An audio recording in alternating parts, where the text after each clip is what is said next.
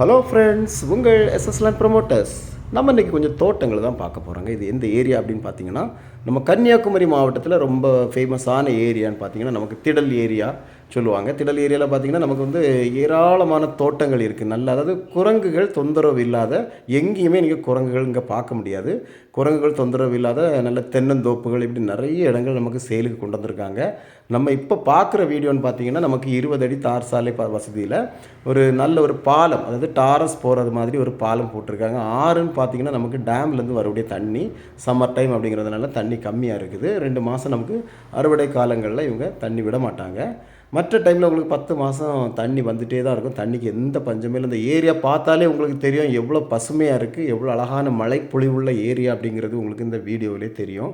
பாதி நமக்கு வந்து காலி பூமியாக இருக்குது. அதில் நமக்கு பிடிச்ச மாதிரி நமக்கு விவசாயம் பண்ணிக்கலாம். மீதி இடங்களில் பார்த்திங்கன்னா தேக்கு மரங்கள் அதிகமாக வச்சுருக்காங்க. தேக்கு மரங்கள் பார்த்திங்கன்னா நமக்கு ஒரு 5 வயசு 6 வயசு மரங்கள் நிற்கிது. நமக்கு 15 வயசான மரங்கள்லாம் பார்த்திங்கன்னா நல்ல வண்ணமாக இருக்கும்.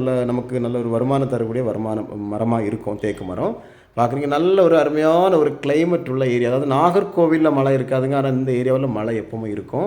எப்போவும்னா பார்த்தீங்கன்னா, இப்போ சம்மர் டைம்லேயுமே இங்கே மழை தான். நீங்கள் வேணால் நீங்கள் இந்த டைமில் நீங்கள் போய் பார்த்தீங்கன்னா, ஒரு சாயந்தரம் பார்த்தீங்கன்னா கண்டிப்பாக இந்த ஏரியாலாம் மழை நிச்சயமாக இருக்கும். நேற்றுக்கெல்லாம் நல்ல மழை தான் இருந்தது. இங்கே நாகர்கோவிலாம் சுட்டெரிக்கும் வெயில்.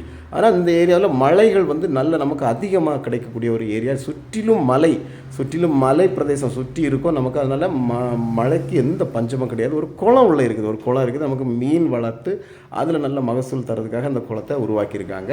தண்ணி எனி டைம் நமக்கு இந்த குளத்தில் தண்ணி எனி டைம் இருக்கிறதுனால எந்த ஒரு பஞ்சமும் நமக்கு இருக்காது.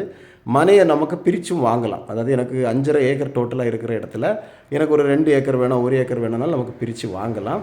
ஃப்ரீ சர்வீஸ் நமக்கு ஆல்ரெடி உள்ள அந்த மனைக்குள்ளே இருக்குது. பாருங்கள், அவ்வளோ அழகான பச்சைப்புள்ள இந்த இடத்த குறைந்த விலையில் நம்ம கொண்டு வந்திருக்கோம். ஒரு ஏக்கருக்கு இவங்க கேட்குறது 25 லட்சம், அதாவது ஒரு சென்ட்டுக்கு 25,000 கேட்குறாங்க.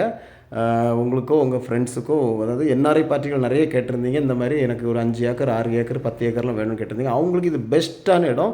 ஃபார்ம் ஹவுஸ் வைக்கிறதுக்கெல்லாம் அருமையான ஒரு சூப்பரான ஒரு ப்ராப்பர்ட்டி தான் நம்ம கொண்டு வந்திருக்கோம். மறக்காமல் நம்ம சேனல் சப்ஸ்கிரைப் பண்ணுங்கள். Thank you friends.